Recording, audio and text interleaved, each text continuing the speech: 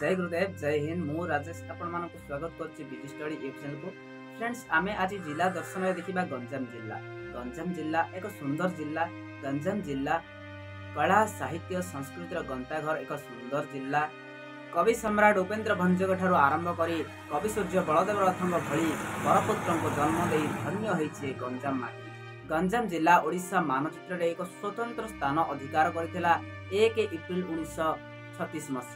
किंतु गंजाम जिलार नामकरण को नहीं विभिन्न स्थान रे विभिन्न जगह रे विभिन्न तथ्य सामना को आसଥାଏ। गंजाम को आमर दक्षिण कलिंग बोली मध्य कहा जाए। गंजाम टा आमर गंज शब्द रु आसी बोली कहा जाए। फ्रेंड्स जदि गंजाम जिलार अवस्थिति कथा आमे देखिबा ताहले प्राकृतिक सौंदर्य रे भरपूर एही जिलार चतुर्पार्श्व रे कंधमाल गजपति खोर्धा नयागढ़ एवं बे ऑफ बेंगल लागि रहिछि। ओडिशार दक्षिण भाग रे रहितबा एही जिलाटी आंध्र प्रदेश सहित सीमा निर्धारण करिछि। फ्रेंड्स आमर गंजाम डिस्ट्रिक्ट देखिरी रसकुल्ला प्रभावित हुए। रसकुल्ला प्रभावित जो हुए आमर गंजाम जिलार सौंदर्य को मध्य द्विगुणित करदिए।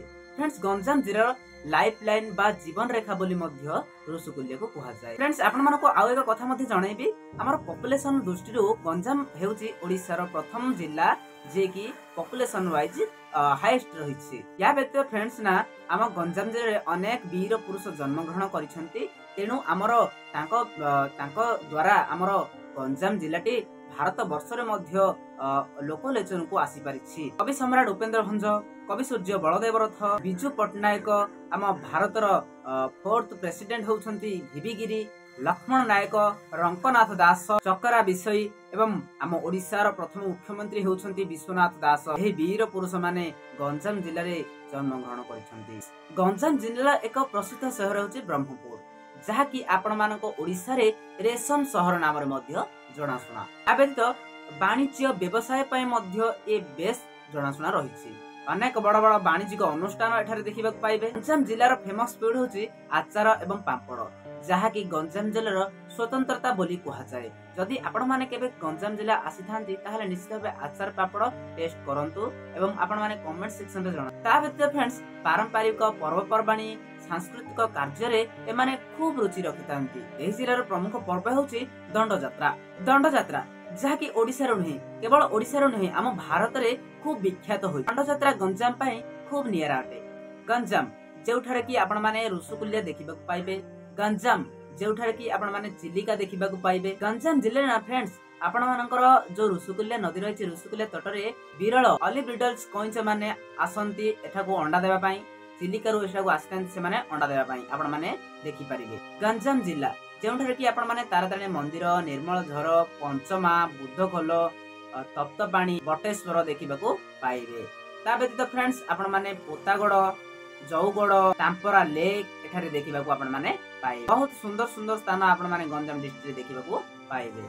या व्यतीत फ्रेंड्स ना आपण मानको आउ एक कथा मध्ये जणैबी अशोकंकर शिलालेखानु। अशोकंकर जो शिलालेख अछि आपण माने दुईटी जगह देखिबाकू पाइबे।